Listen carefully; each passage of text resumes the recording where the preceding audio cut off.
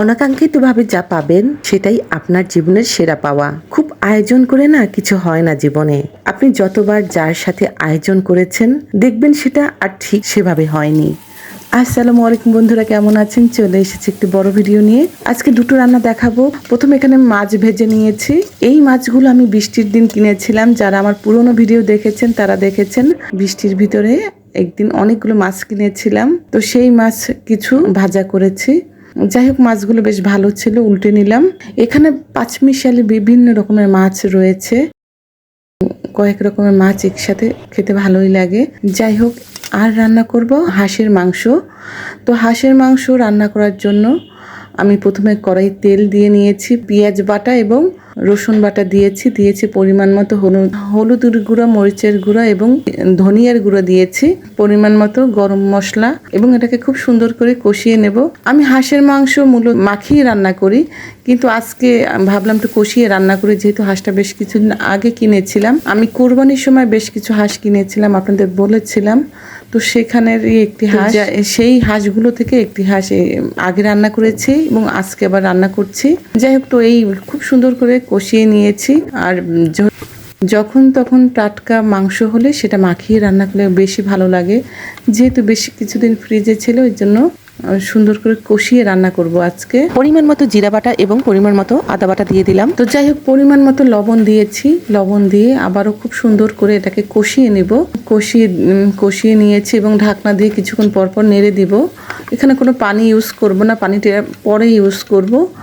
যতটা সম্ভব এটাকে খুব সুন্দর করে কষিয়ে নেব। মাংস খুব সুন্দর করে কষালে মাংসের রঙটা সুন্দর হয়, খেতেও খুব ভালো লাগে।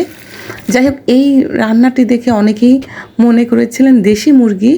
আসলে আমি এই যে হাঁসের যে স্কিনটা ছিল, চামড়াটা, এটা আমি ওই হাঁসের সাথেই রেখে দিয়েছি, এটা আলাদা করে বের করিনি।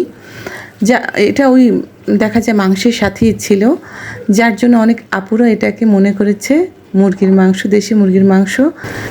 আসলে এটা হাঁসের মাংস, দেশি মুরগির মাংস ছিল না। তো খুব সুন্দর করে কষানো হয়েছে। এখন আমি এই সেটে গরম পানি দিয়েছি।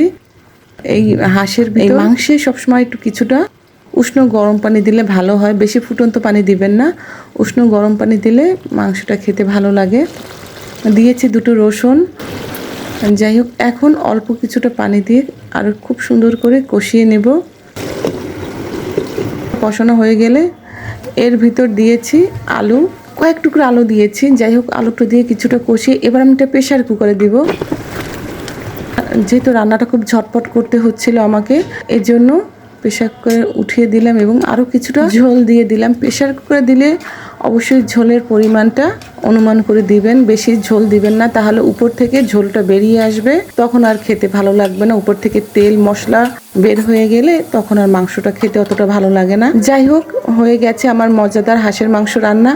আর মাছটা ভেজে রেখেছি, ওটা রান্না আরেকদিন দেখাবো। যাই হোক, এই যে পরদিন সকালে আপনাদের ভাইয়া এসেছিলেন, মূলত তার জন্যই হাঁসের মাংসটা রান্না করেছিলাম। চালের গুঁড়ো দিয়ে রুটি বানিয়েছিলাম। তো আপনাদের ভাইয়া খুব মজা করে খাচ্ছে।